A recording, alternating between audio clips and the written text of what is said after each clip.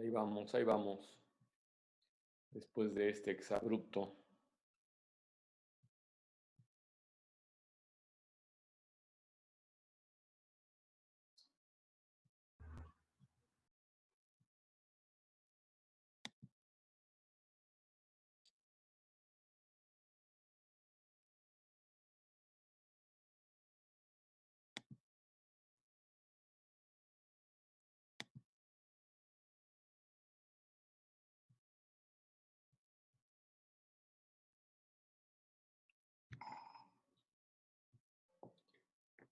Tengo sentado aquí 25 minutos, jóvenes. Empecé al 10 para la hora. Dije, ahora sí lo voy a hacer con mucho tiempo de anticipación. Y pues nos jugó una mala pasada entre Zoom y Face. ¿Quién sabe qué les pasó a los dos? Lo bueno es que ya estamos aquí. Algunos de ustedes ya se aburrieron, ¿verdad? Ya se fueron. Bueno, vamos a reanudar con lo que teníamos. Estábamos con alguna de las partes de la obstrucción intestinal. Aprovechando que ya dimos la introducción ayer, que vimos nuestro caso clínico, no sé si tengan alguna duda al respecto. Sí fue lo de obstrucción con ustedes, perdonen, ahorita de repente se me... no, estábamos viendo pólipos, es verdad. Me ubiqué en el siguiente horario, en tumores benignos del intestino delgado y grueso, por supuesto.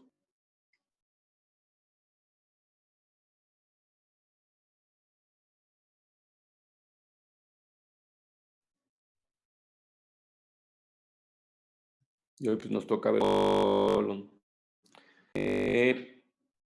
Ya entrados en el tema, ayer, bueno, con ustedes no vi caso clínico, nada más estábamos repasando aspectos generales de poliposis, alguien preguntó, estábamos comentando de los factores de riesgo de acuerdo a la clasificación que tienen, de los vellosos, adenomatosos. Bueno, los adenomatosos en general se dividen en tres, en tubulares, tubulovellosos y vellosos. Eso es lo que estábamos por ahí viendo. No sé si ustedes quieran hacer algún comentario o pregunta al respecto para cerrar el tema.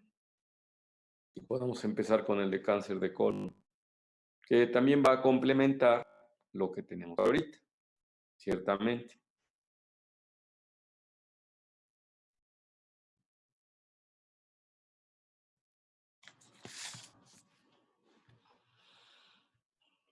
¿Querías preguntar algo, Adrián?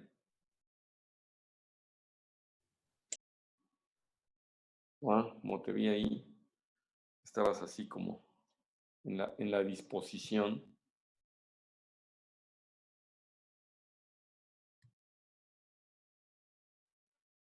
Les decía yo que un día de estos les voy a pedir que todos pongan su cámara para tener ahí una interlocución y un ensayito de levanten la mano y cosas por el estilo.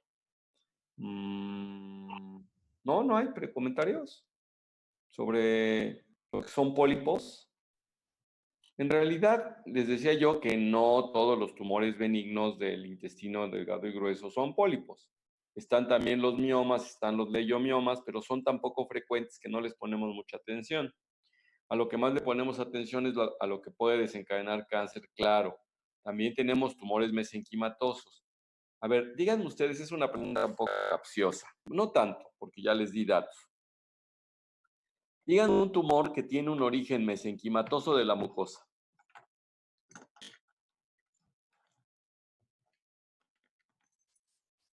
O no de la mucosa, del intestino, y que no sea un leiomioma, ni un sarcoma en sí.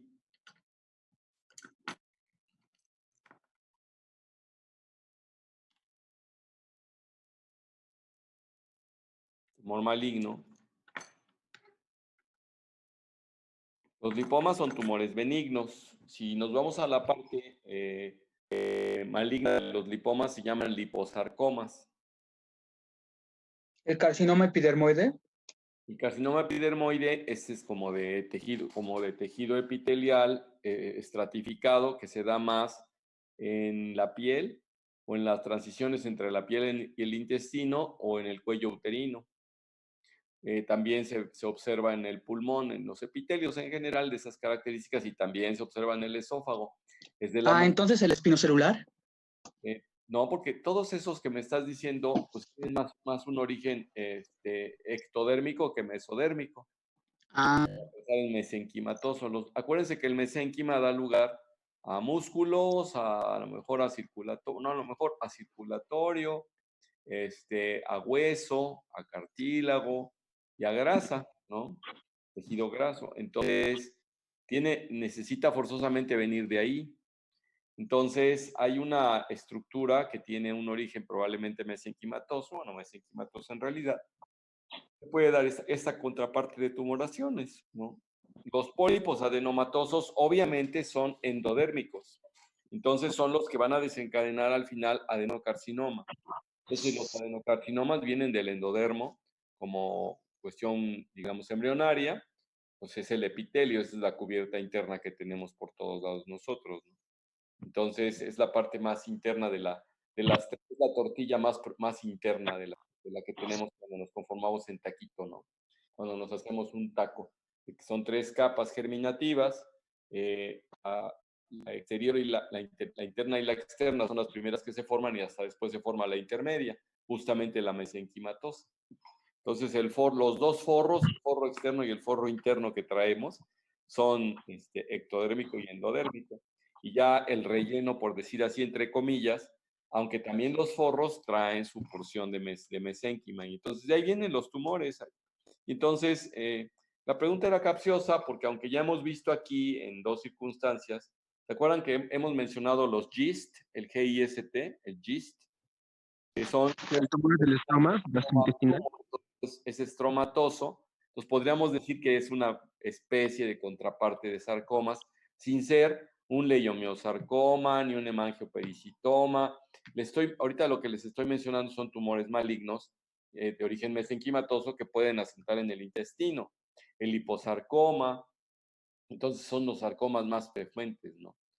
Eh, mm, entonces, aquí la verdad es que lo que más nos ocupa por su frecuencia, porque el tener, por ejemplo, un epidermoide en intestino que no sea en el esófago y que no sea en la parte final del recto o en la boca, pues es excepcional o cercano a la boca, fíjense, donde hay tejido de transición entre el ectodermo y el endodermo, que es a donde nos unimos, que serían nuestros labios, y cercano pues sería la boca y la garganta, la lengua probablemente. Ahí sí asientan carcinomas epidermoides y hasta el esófago.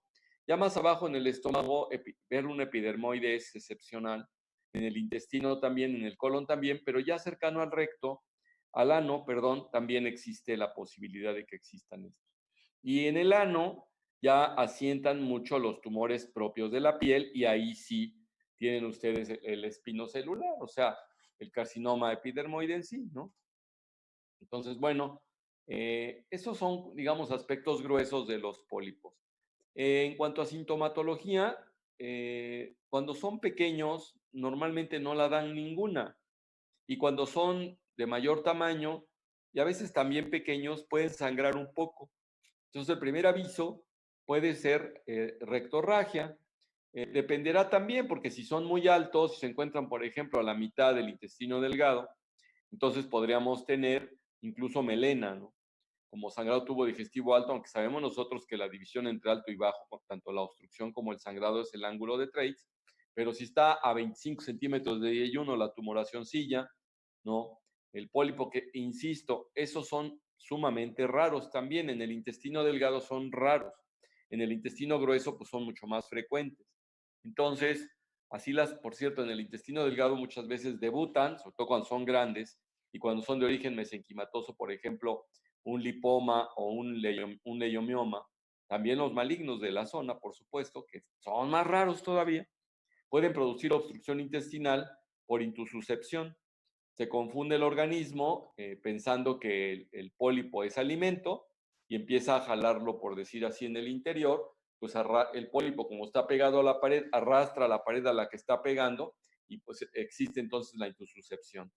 Ya saben lo que es intususcepción, ¿no? Ya les enseñé incluso alguna lámina al respecto, ¿no? Sí. Cuando vimos el tema intestinal, ¿no? Sí, sí.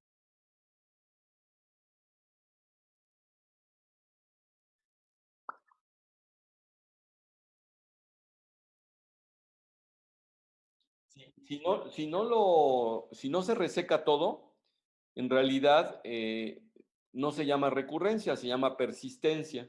O sea, ahí persiste el pedazo que dejaste y después crece. La idea de que crezca después de que aparentemente no había quedado nada genera pues, el término de recurrencia, pero en ese caso es persistencia. Entonces, que en el mismo sitio donde rastro uno vuelva a aparecer otro es poco frecuente. Va a ser adyacente, puede ser cercano, arriba, abajo y eventualmente en el mismo sitio donde reparó la lesión que quedó, producto de la resección que tú hiciste, ¿no? Y no es que porque le quemaste o lo cortaste tenga una frecuencia más alta de cáncer por la quemadurita, como si fuese una lesión por cáusticos en el esófago, que sí tiene una frecuencia más alta, sobre todo de cáncer epidermoide, curiosamente. Entonces, pues ahí tenemos. Finalmente es de la familia de los adenocarcinomas. Entonces, bueno, aquí no es que recurra ahí. Ahora, desde el punto de vista del diagnóstico, el más preciso es la endoscopía. Si se encuentra en intestino delgado, tenemos la opción de utilizar o la enteroscopía, que no cualquiera la hace, o el uso de cápsula endoscópica. Una cápsula endoscópica puede mostrarnos el lipoma. El pero que tiene la cápsula endoscópica es que no los trata, nada más los diagnostica y después pues tendrían que entrar por un enteroscopio si lo quieren hacer por mínimo acceso o pues aquí para calcular en qué nivel estaría es muy difícil, la verdad. El enteroscopio sí nos lo permite ver. Si el enteroscopista no puede determinar a qué altura está o no lo puede resecar, quiero decir, pues le pone la tinta china que había yo mencionado, ¿no?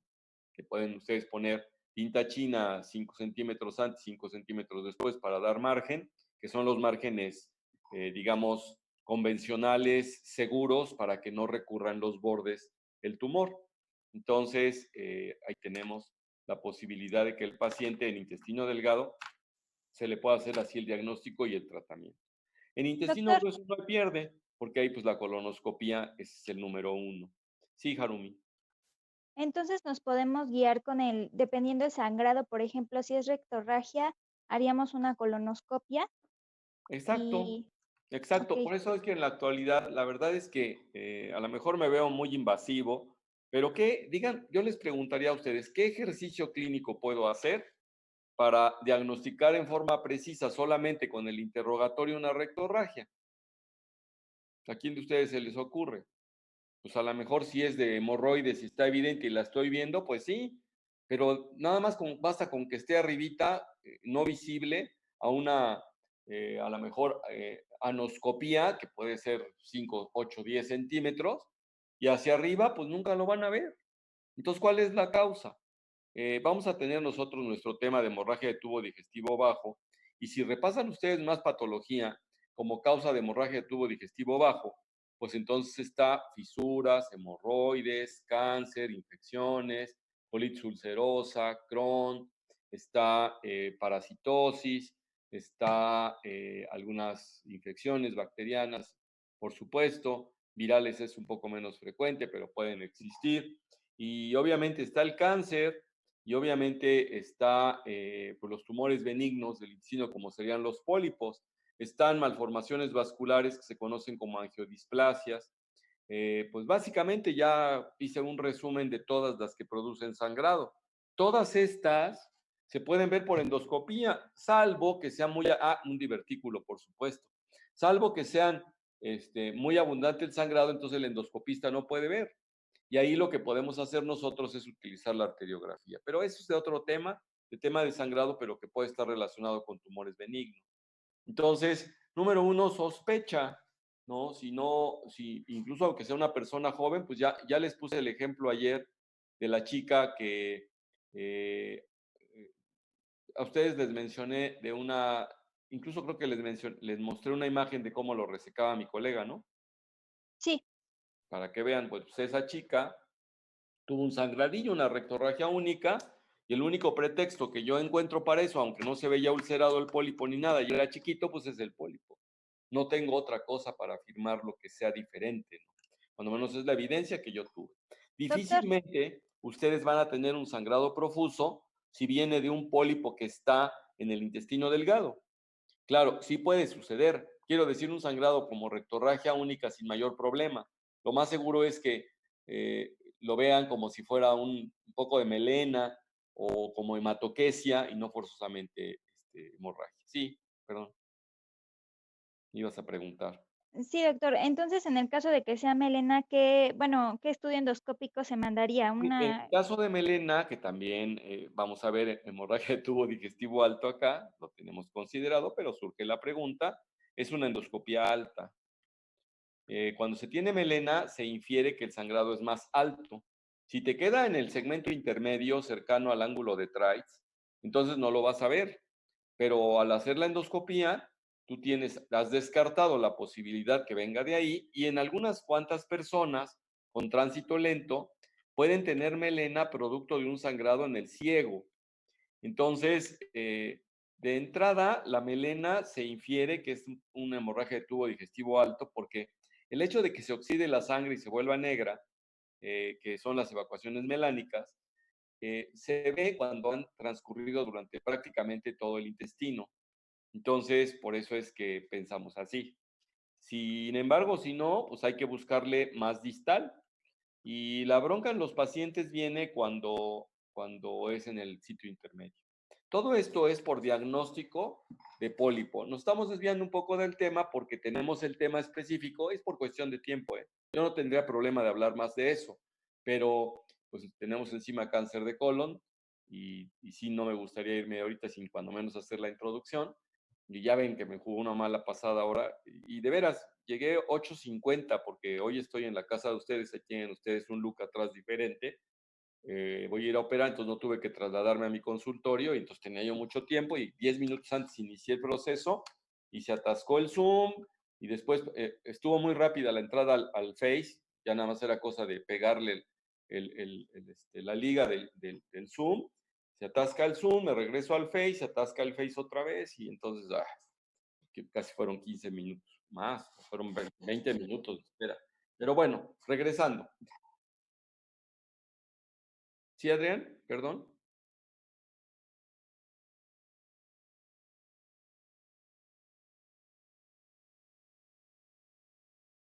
¿Lento?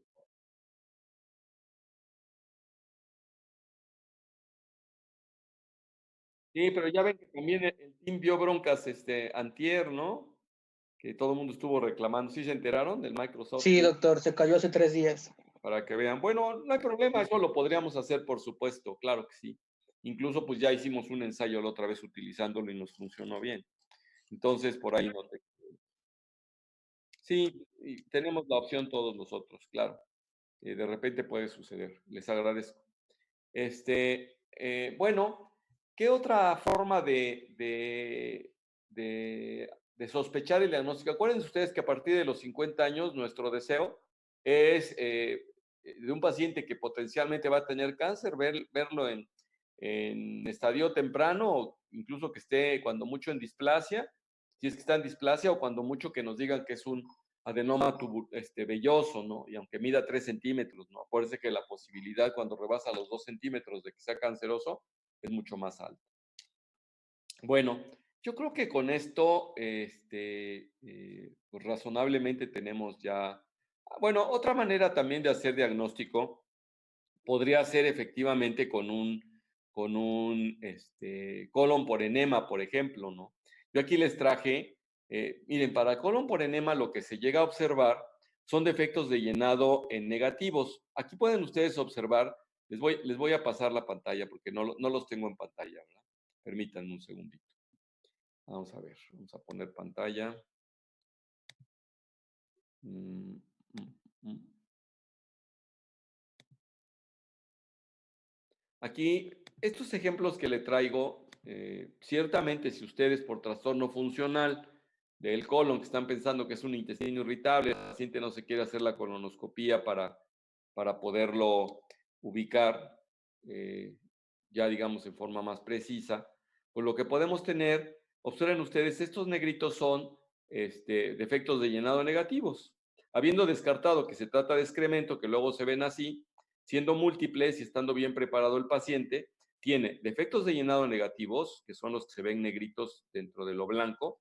Si observan ustedes aquí uno, voy a agrandar un poquito más la pantalla para que mi cursor se vuelva puntiagudo. Ahí tienen ustedes uno, aquí hay otro, aquí hay otro, aquí hay otro. Y en el caso de estos, son defectos de llenado positivos, entonces el paciente también tiene divertículos. Miren, acá hay uno, aquí hay otro, aquí hay otro. ¿Por qué sé que este es un defecto de llenado positivo? Porque hagan de cuenta que se llena la poza y lo estamos viendo de frente. Aquí se llena la poza, pero lo estamos viendo de perfil y por eso lo vemos así. Entonces, aquí este paciente tiene poliposis múltiple, pero no es tan múltiple como ver poliposis a donde se ven 1000 pólipos, pero así sin exagerarles. O sea, prácticamente ustedes van como si estuvieran caminando en un empedrado de un río, ¿no? Y en el caso, lo puse porque es excepcional que pueda haber una imagen tan preciosa de un pólipo pediculado, pues con cabecita grande. Lo observan ustedes acá, se ve perfecto, ¿no? Se ve, incluso se bañó el cuello y se tiñó de blanco y no se bañó para nada la cabecita y se tiñó de negro, quedó como defecto negativo y ahí tienen ustedes un pólipo, ¿no? Pues eso es lo que pasa. Entonces, es sensible, pero para pólipos grandotes, para pólipos chiquitos, pues no. Y ahí pueden andar. Ahora, ¿puede haber malignidad en un pólipo menor de 1 centímetro, muchachos? Ah, por cierto, qué bueno que puse esta imagen. Esta es de la Colotac. Esto de la Colotac, una de las broncas que tiene es que tiene muchos falsos positivos. Entonces, aquí, por ejemplo, se observa esto como si fuera un pólipo y se observa este defecto como si fuera un divertículo, ¿no? Aquí hay una reconstrucción y aquí tenemos, digamos, una mucosa normal en una Colotac. Nada más que siendo cara y teniendo tantos falsos positivos, ¿a qué nos lleva a tener uno de estos? Pues nos lleva simple y llanamente hacer una colonoscopia al paciente. Entonces, ¿qué caso tiene hacerlo gastar? Porque para eso muchas veces se contrasta con agua. Le ponen al paciente agua en el colon para que pueda dar contraste y lo puedan ver mejor. A veces solamente es eso. Entonces, para que tengan ustedes una idea de lo que se puede hacer al respecto. Acá estaba el ejemplo de la intususcepción que habíamos visto en obstrucción intestinal y aquí abajo se ve el leiomioma, ¿no?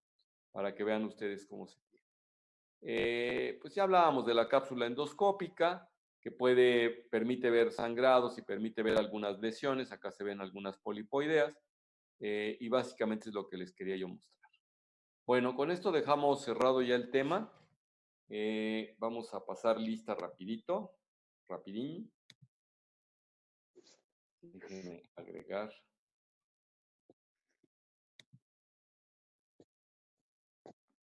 Ya cambiamos de mes, ¿verdad? Bueno, ya estamos en octubre, noviembre, diciembre viene el cerrojazo. Cerrojazo. Jacqueline Zamora. ¿Andas por ahí, Jackie? Jacqueline Zamora. ¿No? ¿Ahora no vino? Araceli Soriano. Presente, doctor. Alexis Sánchez. Presente, doctor. Berta Sánchez. Berta. Presente, doctor. José Romero. Presente. Michelle Rodríguez. Presente. Alfredo Ramírez. ¿Sí me escuchó, doctor? ¿Perdón? Presente. ¿Yesenia? ¿O Marifer? Bueno, Marifer. ¿Perdón? doctor. Un presente que se perdió por ahí en la nada para mí. Marifer Ramírez. Presente. Ok. Yesenia Pacero. Presente, doctor. Michelle Pani. Presente. Alma Navarrete. Alma. Monse Mauricio. Presente, doctor. Edgar Martínez. Presente, doctor. Harumi ya por ahí. Araceli López. Araceli. Presente. Santiago Presente. Herrera. Presente, Doc. Lilia Hernández.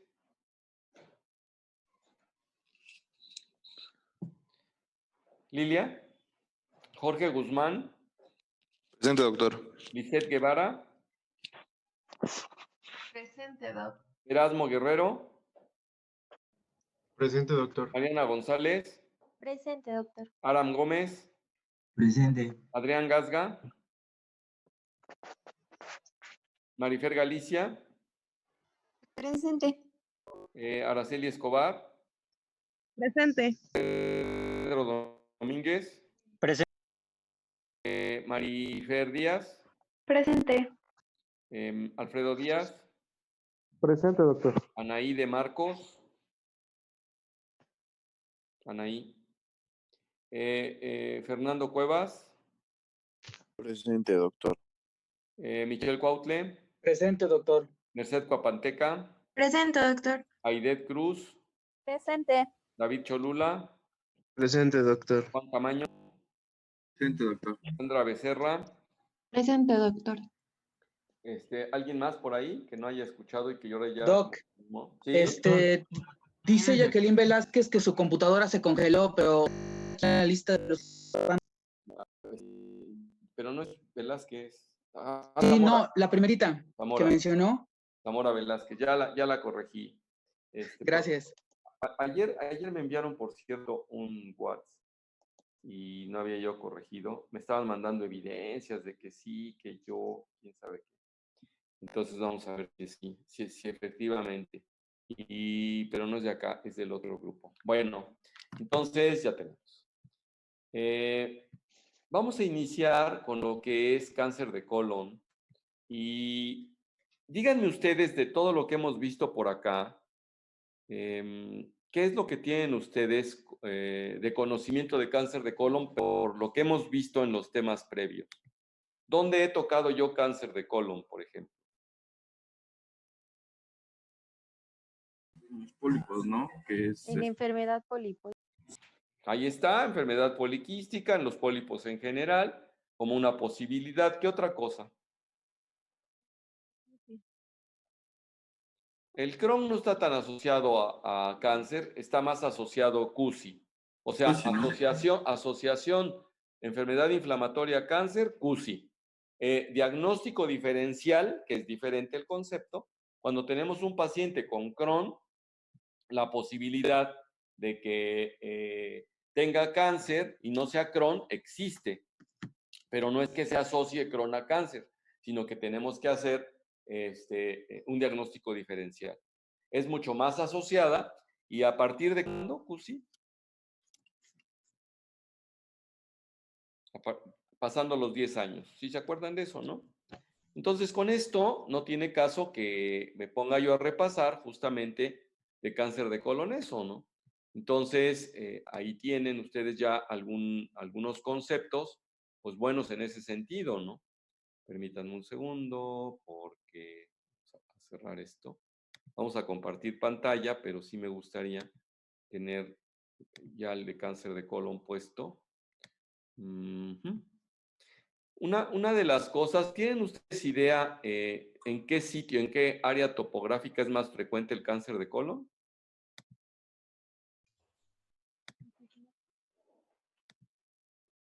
En el sigmoides. Sí, mientras más distal, más frecuente es, ciertamente. Si ustedes suman, miren, sumen ustedes si quieren entre sigmoides, recto y descendente, o sea, en el tercio final del intestino grueso, y tienen ustedes aquí nada más el 60% de los tumores. El resto estaría en el transverso y en el ascendente, ¿no? Pero nada más aquí hace el 60%. Entonces, muchas veces a los pacientes se les hacía una rectosigmoidoscopía que cuando mucho llegaba por aquí, pues 30 centímetros de rectosigmoidoscopio, y ya se conformaban con eso por frecuencia, pero realmente no es suficiente en la actualidad con eso porque también un 40% de neoplasias en el colon derecho, pues dice mucho, ¿no?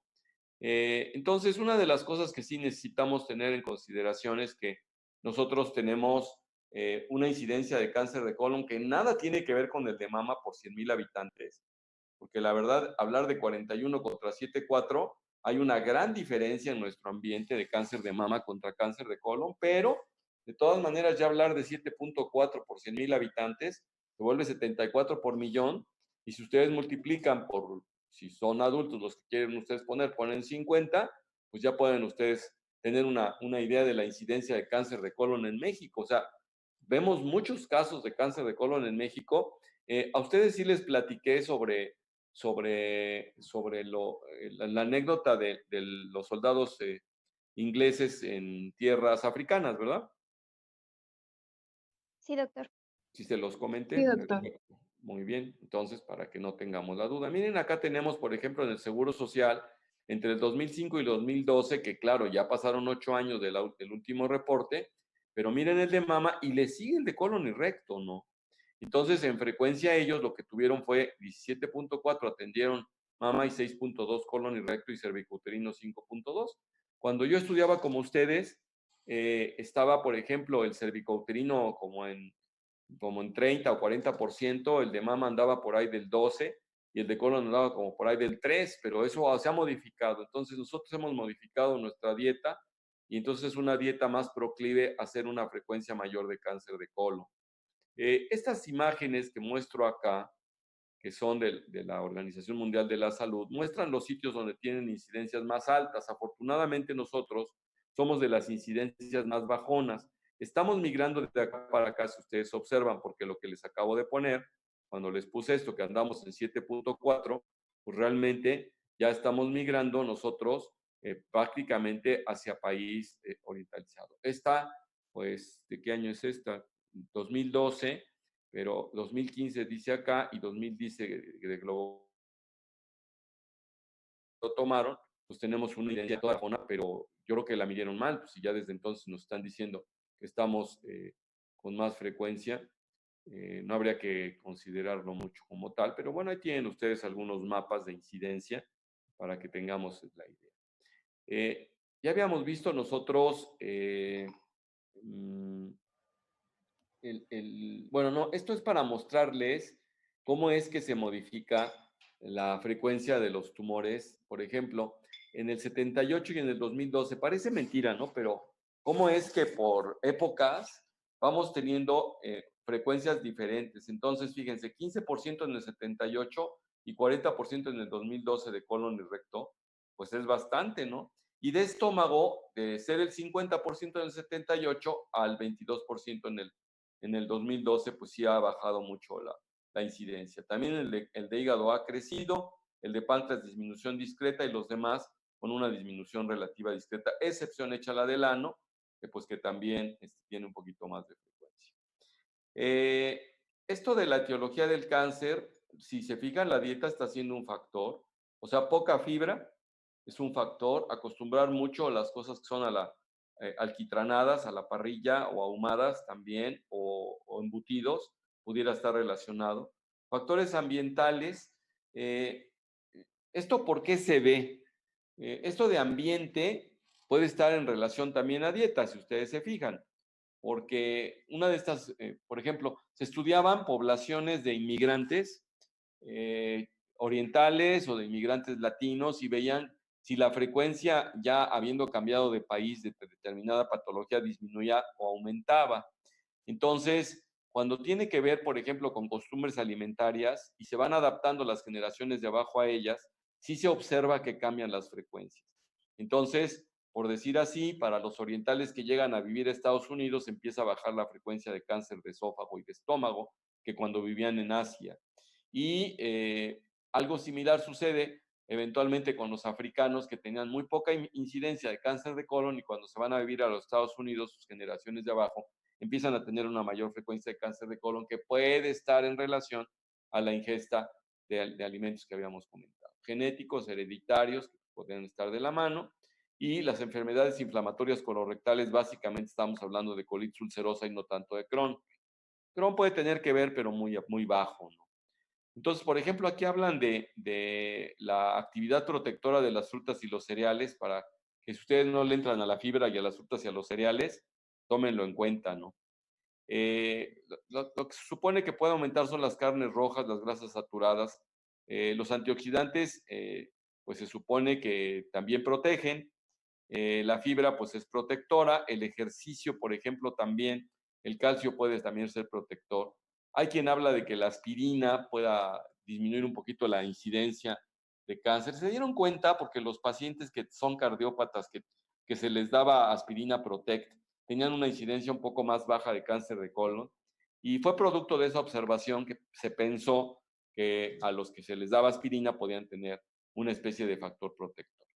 Entonces, el tabaco está muy relacionado, el alcohol tal vez no tanto, y el ejercicio como protector, porque se supone que el paciente tiene una motilidad más acelerada, y entonces tiene menos contacto de las sales biliares con la mucosa y la posibilidad de que de que haga neoplasia es menor. Está lo de los pólipos en términos generales, por eso se habla de herencia, pero aquí hay este síndrome de Lynch es importante porque tiene mucha relación con familias. Entonces, si incluso se tiene un familiar de primer grado con cáncer de colon y sobre todo si este fue joven, vamos a suponer un padre de 45 años de edad que tuvo cáncer de colon, ojo, porque a los hijos hay que estudiarlos cuando ya tengan edad, pues a lo mejor no a los 8 años de edad, que difícilmente lo van a tener, pero sí por ahí cuando adquieran la mayoría de edad, hacerles una colonoscopia de base a los hermanos del paciente y hasta los padres del paciente,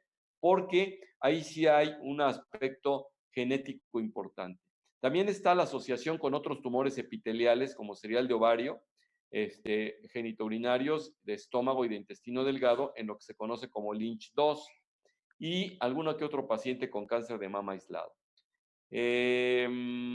Por eso menciono lo de familiar directo y por eso menciono lo de síndrome de Lynch. Lo de CUSI que ya habíamos mencionado, lo de los pólipos adenomatosos no nos queda duda, y pacientes colecistectomizados se ha visto una frecuencia discretamente mayor, pero no es algo que preocupe como para decirle, piénsale bien y no te quites la vesícula porque te va a dar cáncer de colon. Eso afortunadamente no. Más frecuente en varones. ¿Cuándo es que vamos a sospecharlo? Un varón que tiene cambios súbitos en hábitos intestinales, pues aunque sea cuarentón, sospéchenlo, ¿eh? Si es de 50 para arriba, pues con muchísimo más ganas. Pues un dolor abdominal ahí vago, cólico, que tiene de tiempo, pues también. Esto del sangrado oculto en heces, de sangre oculta en heces, era una manera de anticiparse al diagnóstico. El problema que cuando se empezó a detectar que podía ser así, la sangre se detectaba genérica. En la actualidad ya se hacen estudios son estudios que tienen que ver con procesos inmunológicos y entonces se hace más específico como de sangrado de célula neoplásica, curiosamente. Y entonces se puede detectar y se ha hecho más sensible el de sangre oculta en heces actual, porque el de antes bastaba con que se cepillara al paciente los dientes y le sangraran las encías, que ya se detectaba sangre oculta en heces. Entonces, por eso es preferible. A veces los pacientes debutan con síndrome anémico y no me lo van a creer, pero un paciente con cáncer de colon muchas veces llega con el otorrino porque está mareado y piensan que el paciente que tiene vértigo tiene que ir a ver al otorrino. Es uno de los problemas de cuando el paciente que no tiene que ver con medicina escoja a su especialista, ¿no? Entonces muchas veces le digo, oiga, ¿por qué vino conmigo directamente? Pues porque me recomendaron, porque tengo estos síntomas, porque creo que, y resulta que pues a lo mejor no tiene ni que ver conmigo, ¿no? Con mi especialidad. Pues en este caso, muchas veces me ha tocado ver como paciente, como colegas míos otorrinos dan manejo antivertiginoso y lo que tienen enfrente es un síndrome anémico. Entonces, ojo, astenoadinamia, taquicardia, disnea, palidez y me faltó poner vértigo o mareo, ¿no? La pérdida de peso es curioso, pero aunque siempre se nos ha dicho que un factor de riesgo de pérdida de peso de más de 4 kilos, en forma inexplicable, claro, no al cabo de un año, sino más corto. No hay una fecha exacta que te digan un mes, 2, 3 meses, pero una pérdida de peso constante que no se está explicando el paciente o que dice que ya se le quitó el hambre por lo de la anorexia que estamos viendo ahí, tiene que hacernos sospechar en cáncer de colon. El tumor palpable, pues ni se diga, entonces pues tenemos que estar muy a las vivas con eso, ¿no? Bien. Se dice que todo paciente en el que se sospeche hay que hacerle tacto rectal y prácticamente no perdonárselo, pero pues no forzosamente. En mi caso, la verdad, he llegado a admitirlo a tal grado. Van a decir, qué exagerado, doctor, manda usted una colonoscopía queriendo ahorrar un tacto rectal. Pues si yo les pongo otra vez la imagen de frecuencia, ¿qué tan certero voy a hacer con un tacto rectal si el recto tiene el 20% y el recto mide bastante más que mi dedo?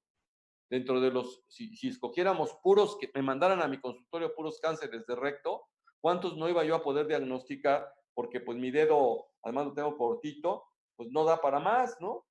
Entonces, definitivamente, a estos pacientes, desde mi perspectiva en la actualidad, hay que hacerles una colonoscopia. Claro, traen otro tipo de trastornos y eso. ¿Está justificado el tacto rectal? Esto, por supuesto que está justificado. Antes nos decían que solo había 2 motivos por los cuales no había que hacer tacto rectal. El paciente no tuviera ano o que el explorador no tuviera dedos, ¿no? Entonces, pues, una especie como de a fuerza, ¿no? Sin embargo, ahora se puede tomar ese criterio. Entonces, aquí tienen ustedes una imagen de diferentes asientos de los tumores y de las características físicas que pueden tener. Por ejemplo, esta es una lesión anular, esta es una lesión francamente exofítica, esta es una lesión exofítica ulcerada, esta es de tipo polipoide y esta también es de tipo como infiltrante, parecida a esta, nada más que de menor tamaño en el sigmoides, ¿no? Entonces, pues aquí tenemos una imagen de cómo se ve una tumoración de colon en la endoscopía, en la colonoscopía. Aquí se puede observar la pinza que está tomando biopsia. Normalmente hay que tomarla en el tejido de transición entre donde está la neoplasia y el tejido sano. Entonces, como todo tumor, nosotros vamos a etapificarlo. En cuanto tengamos el diagnóstico, y el diagnóstico lo vamos a hacer de esa manera. Vamos a dejar hasta acá, muchachos, y nos estamos viendo mañana terminando esta parte del tema para que ya cambiemos de tripa a vísceras macizas y nos vayamos a colon. Entonces, me despido de ustedes, jóvenes. Gracias, doctor. Gracias, Gracias, doctor. doctor. Van a Hasta quedar. mañana. Voy a entrar más o Mañana. menos a las Gracias. 10:05, mis jóvenes. Hasta Regreso luego, con doctor. ustedes. Sí. Gracias, doctor.